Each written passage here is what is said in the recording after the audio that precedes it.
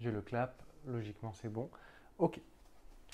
Hello, dans cette vidéo, on va voir la différence qu'il y a entre un aliment qui est acide et un aliment qui est acidifiant. C'est une nuance qui est importante à comprendre parce qu'on fait souvent cette erreur et que un aliment acide n'est pas forcément acidifiant pour l'organisme et vice-versa. Et un aliment qui est acidifiant n'est pas forcément acide au goût. Par exemple, si je prends les catégories de fruits acides, puisque les fruits sont catégorisés en trois groupes, les fruits acides, mi-acides et doux, on le voit dans une autre vidéo. Et on va s'intéresser aux fruits acides comme l'ananas ou même les agrumes, citron, orange, pamplemousse, etc. Ces fruits qui sont acides ne sont pas forcément acidifiants pour l'organisme. Pourquoi? Parce que les acides qui sont contenus dans les fruits sont des acides faibles. Et en général, ils sont éliminés sous la forme de gaz ou par les voies respiratoires assez rapidement.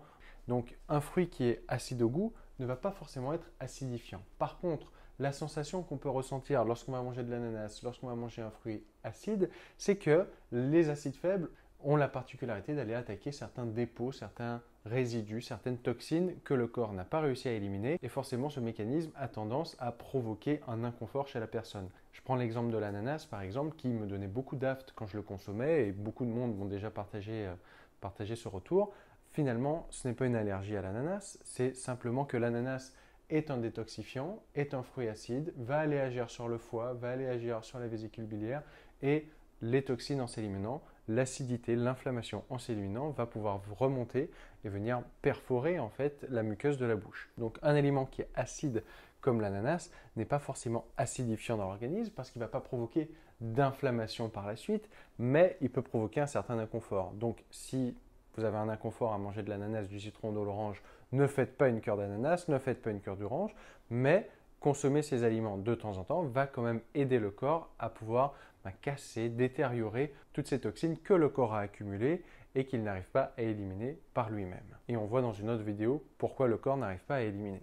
On avait vu le cas où un aliment acide n'est pas forcément acidifiant, je prends l'exemple des agrumes ou de l'ananas, mais vous avez des aliments qui ne sont pas acides au goût et qui sont acidifiants pour l'organisme. Je vais par exemple prendre le pain ou je vais prendre la viande, qui sont des aliments qui ne sont pas acides au goût, mais qui vont être acidifiants pour l'organisme. Pourquoi?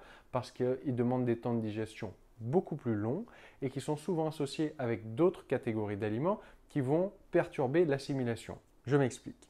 Lorsque vous mangez quel que soit l'aliment que vous mangez, le corps il est censé assimiler ce que vous mangez. Donc pour pouvoir l'assimiler, il va dégrader. Ça commence par l'insalivation, ça commence par la mastication, puis tout le process digestif. Et on va dégrader ce que vous mangez. Si c'est une protéine par exemple, on va la dégrader en acide aminé pour que la cellule puisse l'assimiler. Mais lorsque les aliments sont mélangés avec d'autres catégories, l'assimilation, la dégradation va être perturbée. Et ce qui fait qu'il y a des toxines, des résidus, parce que les cellules n'ont pas pu tout assimiler, parce que le corps n'a pas pu tout rejeter, le corps va accumuler ce qu'on appelle des toxines. C'est ça, une toxine, c'est une substance que le corps ne sait ni assimiler, ni rejeter et qui reste là. Et le corps, il va passer le balai, il va en mettre dans des muscles, il va en mettre dans des articulations. C'est ce qui crée des cristaux dans le système urinaire, c'est ce qui crée des kystes, des lipomes, des fibromes, des tumeurs, ce que vous voulez. C'est le corps qui a accumulé de la matière qu'il ne savait pas utiliser, qu'il l'a utilisée de manière chaotique en quelque sorte.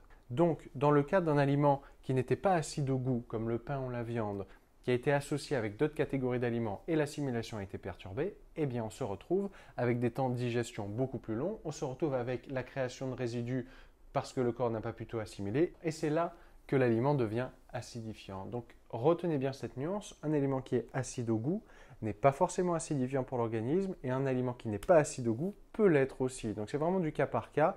En général, les fruits sont des acides qui sont faibles, même des fruits très acides comme l'ananas, comme le maracuja, comme tous les agrumes, ce sont comme les fruits rouges, les baies, les fraises, les cassis, etc.